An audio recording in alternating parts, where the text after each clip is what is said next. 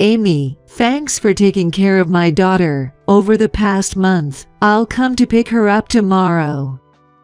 What are you talking about? Having been on a trip for a month, my sister-in-law, Sue, still seemed to be at the station, as I could hear the train transfer announcements over the phone. In contrast to my calm reply, she started to panic. Wait, what? What are you saying? She's supposed to be with you, right? I left Mia in your apartment's garage, after all. Mia, her daughter, is my niece. I haven't seen her. What are you talking about? Stop playing dumb. I sent you a message, so you must know. I didn't get any message. No, that can't be. That's impossible. Sue, apparently panicked, screamed over the phone. What are you going to do about this? I left Mia in your care. If anything happens, it's on you. After hanging up once, Sue tried calling Mia's kid's smartphone, but couldn't get through, and was still panicking. When she called me back, yelling even more, I suggested she should head home first. That's true. Nice. After she hung up, she immediately went home, only to find me, John, and Mia, the three of us together. Sue seemed puzzled, her mouth opening and closing as if to say, "Why are all three of you together?" Sue, I've just heard everything from these two. What? At John's words, she turned pale. My name is Amy Smith. Until a few years ago, I worked a regular job. At 40, I decided to go independent and started working as a freelance illustrator. Since my income increased, I now live alone in an apartment. I basically work from home and rarely leave the house, mainly for occasional shopping or meetings with clients. I'm not married and don't have a boyfriend, but I'm satisfied with my life. Although my friends ask if I'm lonely, I've never really thought about it. I'm more fulfilled by my work and have no plans to look for a partner in the future. I'm just a little concerned about retirement, but sometimes I surprise myself by being rather optimistic, considering I tend to take things as they come. Today, after meeting a deadline for an illustration, I took a break at 3 p.m. and glanced at the calendar. I suddenly realized my brother's birthday was coming up soon. My brother, John, 5 years my senior, works as a salesperson at a major publishing company and often goes on long business trips. Sometimes, he brings souvenirs from his assignments. Last month, he casually dropped by and brought some rice crackers as a souvenir, so I invited him up for tea, and we enjoyed the crackers together. I keep telling you, it's fine for me. You should buy more for Sue and Mia. But I have to see Amy once in a while, too. I'd hate for something to happen to you. John has always been like this, caring and considerate, which are some of his best qualities. Sue and Mia are John's wife and daughter, making them my sister-in-law and niece, respectively. I haven't told John, but I find Sue a bit difficult to deal with. She's very bright, always sporting fashionable nails and trendy clothes, giving off a vibrant impression. It's not necessarily a bad thing, and it doesn't bother me too much, but she often looks down on me for being single. During a family gathering at New Year's, she burst into laughter when she found out I didn't have a spouse or even a boyfriend. Hey, you're always so young and beautiful. Thinking of putting off marriage, huh? Ever heard of missing your marriage window? Well, I think marriage and relationships are up to each person's values. It's not like you must have a partner, I replied. Sue laughed again at that. I couldn't tell if it was the alcohol or what, but it became tiring to deal with her constant teasing about the same thing. When choosing my apartment for living alone, being far from my brother's family was a must, as I was fed up with her. However, I got along well with my niece, Mia. Mia, who turns 10 this year, apparently goes to school carrying a cute light blue backpack. I've never actually seen her in it, but she told me about it when she came over to my place to play. Amy, you're so good at drawing. Mia, watching me work on my illustrations, was admiring the artwork on the computer screen with excitement. I wish I could draw too. Ooh. Oh, wanna try? Can I? Yay, there's still plenty of time before the deadline, so you can give it a shot for a bit. Mia sat in front of the computer and began moving the pen with delight. The drawing she made on the screen that day was of her light blue backpack. She had also mentioned how it was heavy because she had to carry her tablet device in it. Even with a water bottle, which would make it even heavier in the summer, she's so small yet manages it all. I'm truly impressed. Mia told me that her mom, Sue, was a stay-at-home mom, and when John was away on business trips, she would do whatever she wanted. For dinner or lunch on school holidays, they would just buy pre-made meals from gas stations or supermarkets. Me does the laundry most of the time, and Mom only does it occasionally. Really? Yeah. And, Mom gets really mad just because my shoes are muddy from gym class. Why, what does your mom do at home? She's always on her smartphone or watching TV. Mia would stay in her room or go out to the park or library to avoid upsetting her mom. That makes me wonder about her parenting, but I wasn't sure if it was my place to say anything.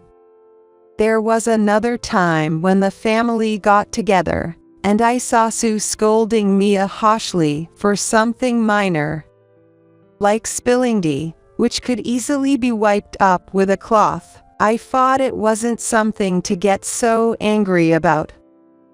Mom is scary. She gets mad no matter what I say. I can't say anything. As she left that day after drawing the light blue backpack, her offhand remark lingered in my mind like a splinter, refusing to fade away. I remembered that she was left with me because Sue was going on a day trip with some mom friends over a weekend with nice weather. I never imagined that a similar message would arrive on my smartphone just a few days later. It was around the time when the foliage in the nearby park had fully turned red, and the chilly weather started to make us crave the warmth of the sun. When I returned to my apartment after running a quick errand, I saw a girl standing alone by the parking lot. Seeing her with the light blue backpack on, her face half hidden by a mask but still somehow familiar, took me aback. Mia. When I called out to her, her anxious eyes looked back at me. It was indeed Mia. What are you doing here alone, and what's with the luggage? Next to her was a small suitcase, making it seem as if she had run away from home. My mom said to go to Amy's house. Seeing the question marks over my head, Mia pointed at my bag, implying something about my phone. Could there be a message on my smartphone? I hurriedly pulled out my smartphone from my bag, and there was indeed a message from Sue, sent just a while ago. Amy, sorry for this sudden notice. I'm going on a trip with a friend for a month starting today. Please take care of my daughter. As I finished reading, an unintelligible exclamation escaped my lips, but I quickly closed my mouth. Of course, I was confused, but so was Mia, so I decided to bring her into my apartment first. Once inside and her mask removed, her cheeks were as red as apples, and her hands were very cold. I made her some hot cocoa to warm up and offered her some snacks at my home while listening to her story. Mia had been drawing in her notebook until just before. According to her, Sue barged into her room without knocking, handed her a suitcase, and said, Mia, you're going to Amy's house now. Get ready. Mom won't be home for a month, so make sure you bring your backpack with you. Okay, got it. Yeah. And so, Mia packed her notebook, pencil case, textbooks, and tablet into her backpack and hurriedly got ready. Meanwhile, Sue was on the phone, seemingly very excited. Really? That's awesome. Hey, are you already drinking? That's too early. Sue's voice apparently echoed through the house with high spirits. From downstairs, Mia heard a laughter that was different from her mother's usual one, and she ended up covering her ears. After the phone call ended, Sue's usual voice returned, and then Mia was driven to that place and left behind with the luggage.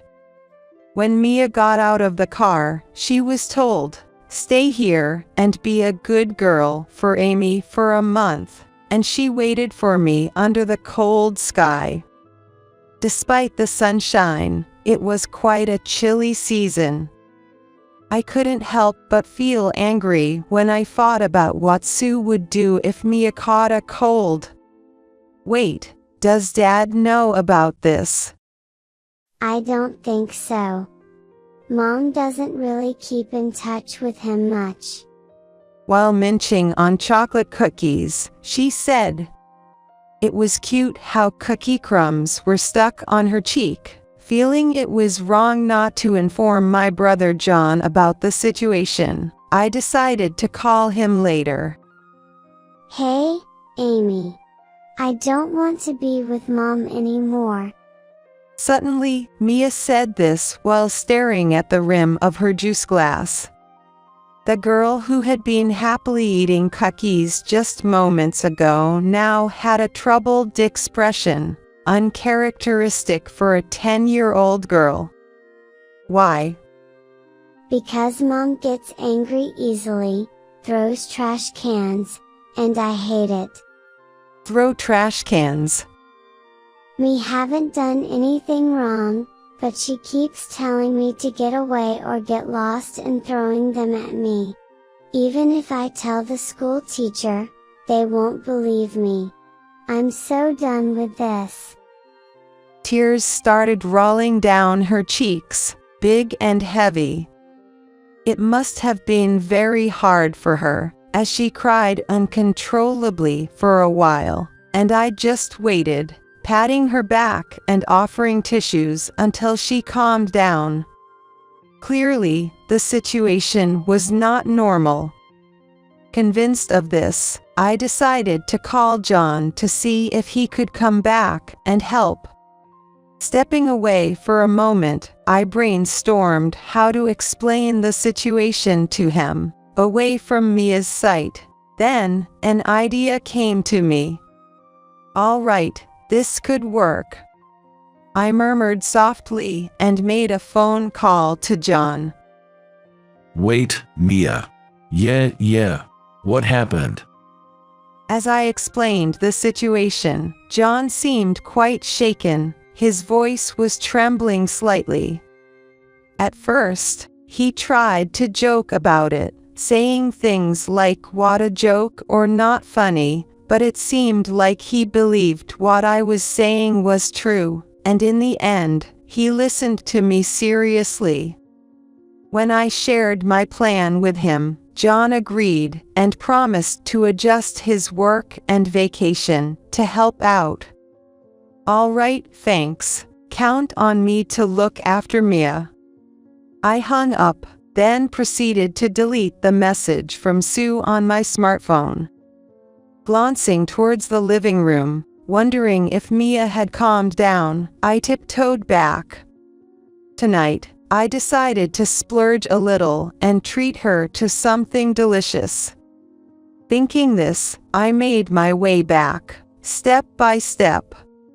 Mia's school is a bit far from here, but I managed to explain the situation to the school and arranged for her to take the bus. Then, carrying the heavy backpack with her tablet in it might become a bit easier for her.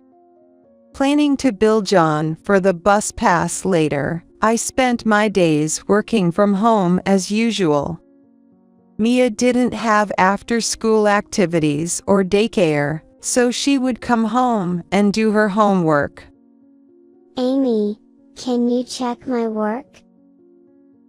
I was surprised. I thought that was a teacher's job, but according to Mia, it was different.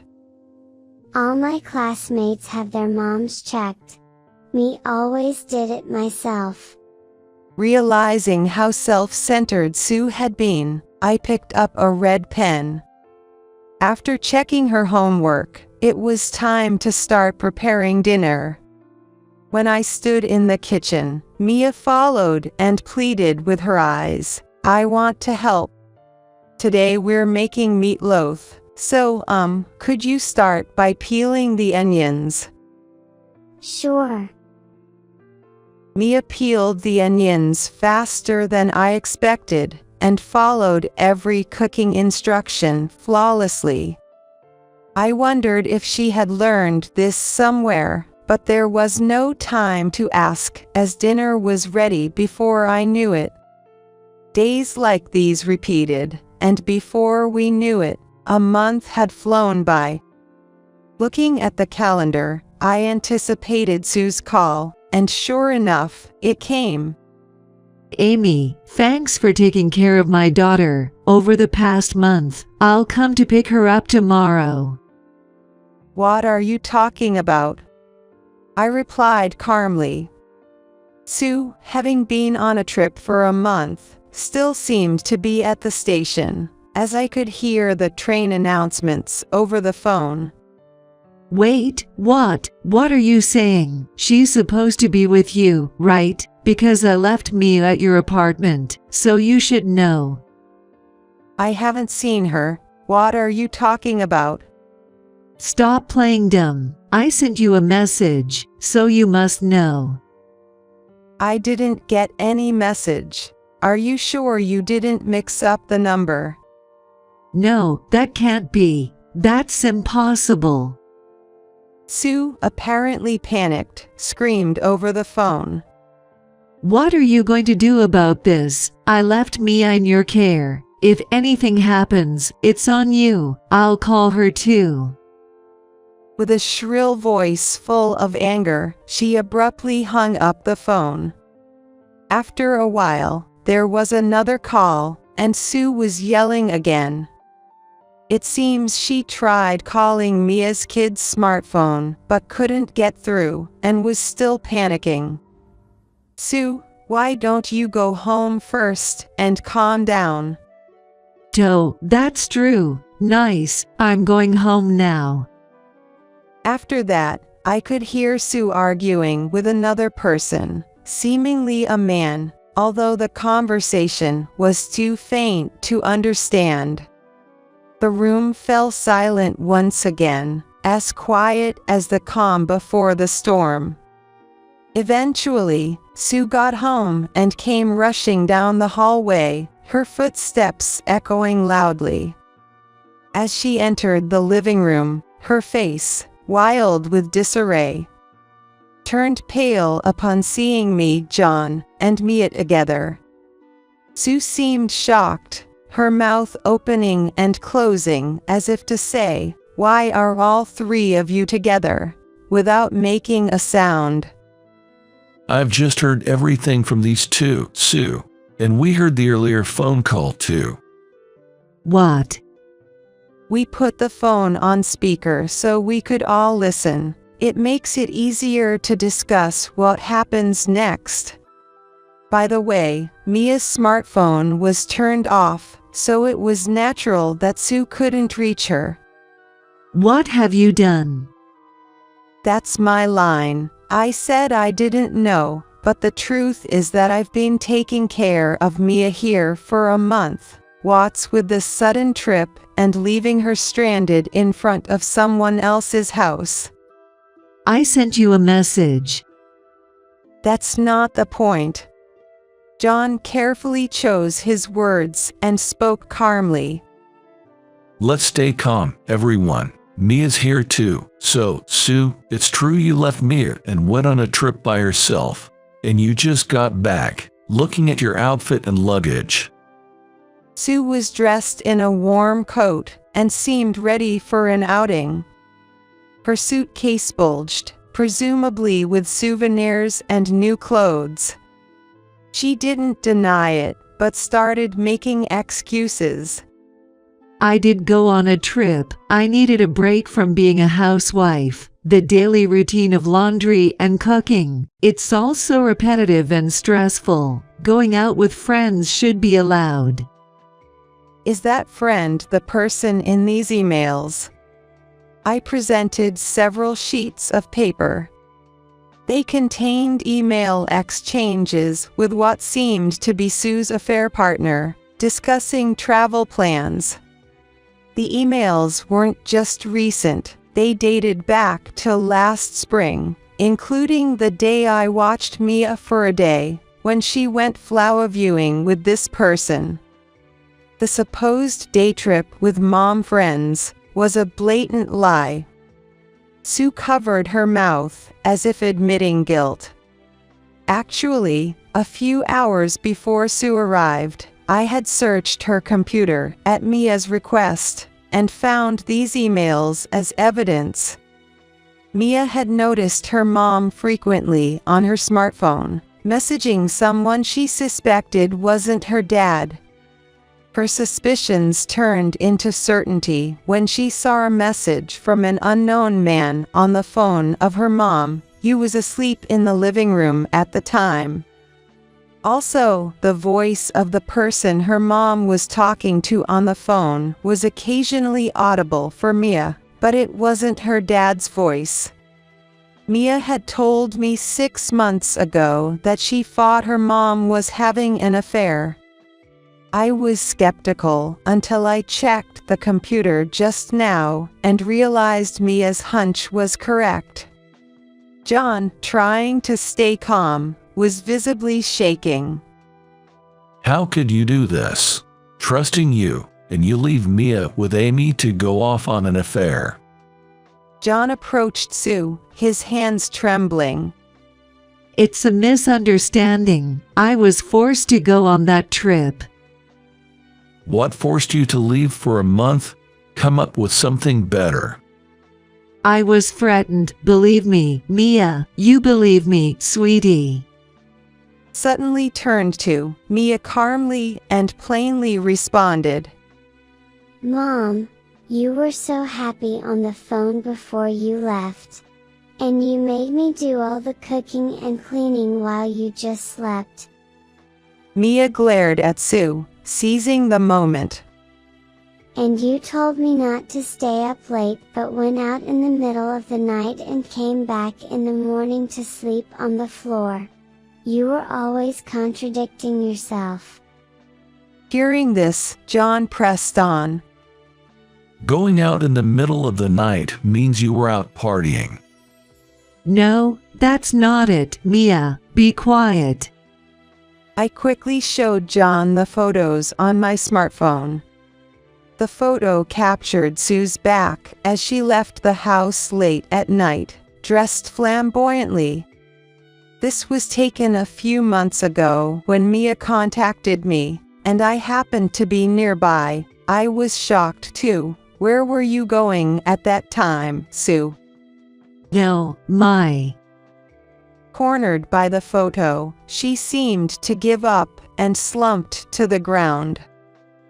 I can't believe this. I can't leave Mia with you anymore. Let's get a divorce. I'll be asking for alimony, too. From now on, you can do as you please with that man. John said this with a heavy heart, and then turned his back on Sue. A divorce? You're kidding, right? Don't you think it's sad for Mia to not have her mother? What about you, Mia? Help me out here. No. Absolutely not. Amy is more like a mom to me. I felt incredibly embarrassed for her, as an adult, to be pleading with her own child like that. Mia brushed off Sue like that. During the time Mia stayed with me, I made sure to spend as much time with her as possible, talking about school, hobbies, and her dreams for the future. Of course, cooking together was one of those activities. Don't worry, Sue, I'll make sure Mia is happy, I said with a smile, and Sue just slumped further, saying nothing more. Half a year later, the divorce between her and John went through, and custody was granted to John. Sue was taken back to her hometown by her parents. The man she had an affair with, whom she met online, disappeared as soon as he found out about the divorce, ending their communication. It was already too late when Sue realized she had been played. She was left with a hefty sum of alimony and child support payments, which she couldn't afford with her savings alone, relying on her parents to cover more than half. After that, her parents kept a close watch on her, and she wasn't allowed to go out late at night anymore. Furthermore, the gossip about her not taking her daughter with her after the divorce spread in her hometown, making her reluctant to leave her house. Still, she'll have to return to the workforce eventually, but what happens next is unknown to me, John, or Mia. John and Mia decided to rent out their house and moved to a different floor in the same apartment building I live in. John plans to use the rental income to pay off the loan and save for Mia. I began visiting them almost daily. John, regretting not being there for Mia and focusing too much on work, decided to change jobs. Transitioning to a new career in your 40s can be quite challenging, but he originally had excellent sales performance and strong communication skills, to the extent that he could have held some position of authority. Therefore, his job search didn't drag on for too long. It took about 6 months, during which he received job offers from 2 or 3 companies, and eventually started working for one of them. I was surprised to learn of his capabilities, that's for sure. It seems that he preferred field sales during his time at the previous company, and had been gently declining any discussions about promotions. I didn't want to stay on the same floor of the same company all the time. For that reason, but your new job is fully remote, right?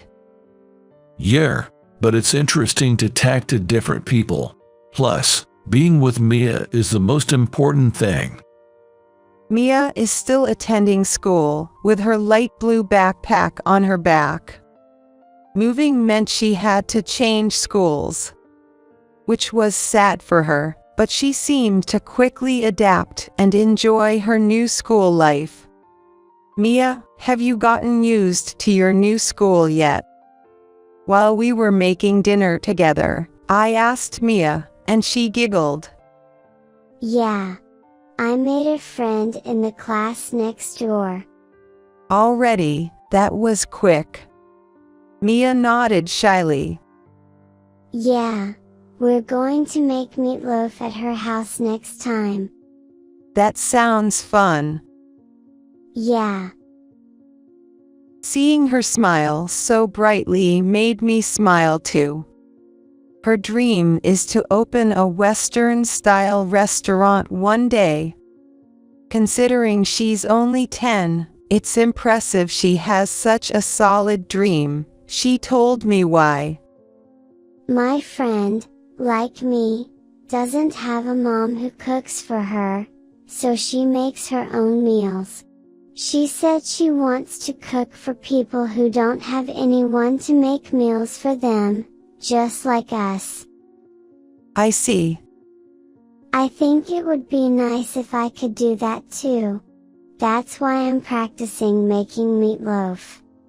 Her innocent smile stirred a complex emotion in me, but I quickly put on a smile and said, "That's great. Mia's meatloaf is delicious. I want lots of people to try it." Thank you. She looks so brave and radiant, facing forward like this. Her dream won't end as mere fantasy or delusion. I'm eagerly looking forward to the day Mia grows up and opens her restaurant.